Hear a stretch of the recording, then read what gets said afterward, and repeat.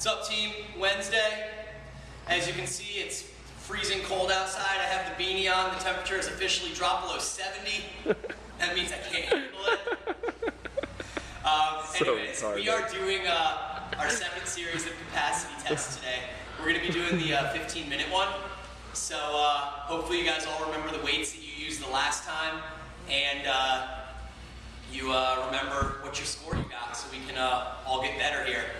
And as a result of doing a capacity test that's a little longer than a standard Wednesday WOD, it's 15 minutes, we're going to be skipping the skill work that usually occurs on Wednesdays and just doing strength work, kind of as a warm-up for the longer capacity test here. The fitness class is going to be doing the standard power snatch on Wednesdays, 5-5, then max reps. So making sure that we're starting this thing from the ground, weight toward the middle front of the foot, hook grip, curve those wrists over, nice and slow and powerful off the ground, big jump, and overhead, touch and go, making sure that each of these reps is being jumped through the legs. The thing we want to avoid is coming up past those knees, having straight legs, and then trying to hip the bar up where it comes out and around. Like always with snatching and cleaning, we want to make sure that we're coming in with slightly bent legs here so we can actually jump and shrug that weight up, keeping the bar vertical the entire time. So, fitness class, 5-5, max reps. For the sport programming, we're going to be doing some 3-position snatch work.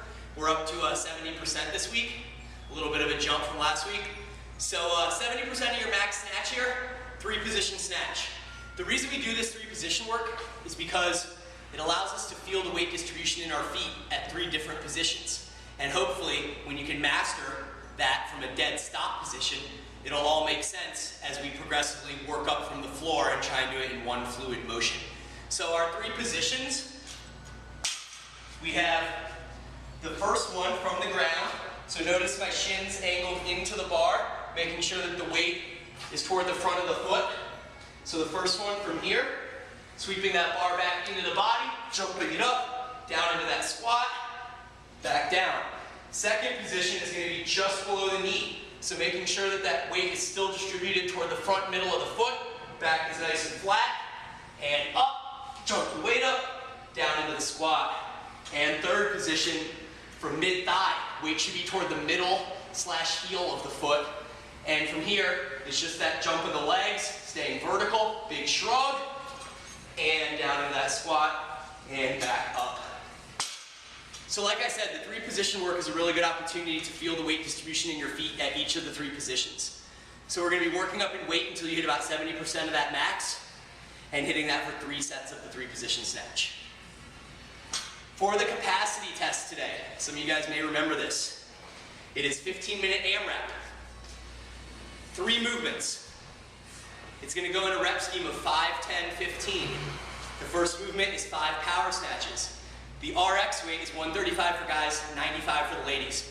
If you did not go RX the first time we did this, don't go RX this time. The idea is to try to use this as a tangible way of assessing your progress. So we want to make sure that you're using the same weight that you used the first time through this test. So the power snatch, just went over it. For the fitness class, making sure the bar starts on the ground, jump the weight up overhead, right back down, back overhead. So 5 power snatches. Then we're going to come on over to the bar, where we're going to do some toes to bar. Somehow I always seem to be the guy doing toes to bar. Great abs. Great abs. So I talked about this last week, but just to reiterate for anyone that may have missed the video, it's important in the toes to bar that you're not trying to curl your body up to the bar like this. You're not just starting here and trying to curl that body up. What we really want to think about doing is pulling that bar down as much as we're bringing our toes up. So you actually end up behind the bar with your head, and you're kind of piking into that position. So I'll do a couple reps here and show you guys what I mean.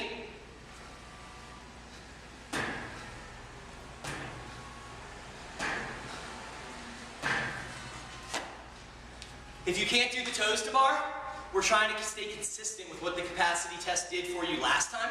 So if you did knees to elbows last time, do knees to elbows again. If you're doing a knees to elbow, try to be a little more efficient with the movement. Try and really work that kip into it. So we're here, and we're still pulling ourselves back behind the bar. We're not just here trying to lift the knees up. We're actually using the lats to pull ourselves back and bring the knees up to the elbows so that that movement mirrors the toes to bar movement. So it's going to be 5 power snatches, 10 toes to bar, and we're finishing with 15 wall balls. I spent a lot of time last week for Thursday's workout talking about the breathing for the wall balls and how important that is. And I can tell you a couple months ago when I figured out the breathing aspect of the wall ball, it changed my whole life. They became so much easier. So I'm not going to sit here and demo that stuff again for you. It's 15 wall balls, 20 pounds for guys, 14 for ladies. But if you need to, please go back and watch Thursday's WOD demo from last week, and you'll be able to get a little bit of the information that I talked about on the wall ball. And that's really it, guys. Come work hard, and we'll see you Wednesday.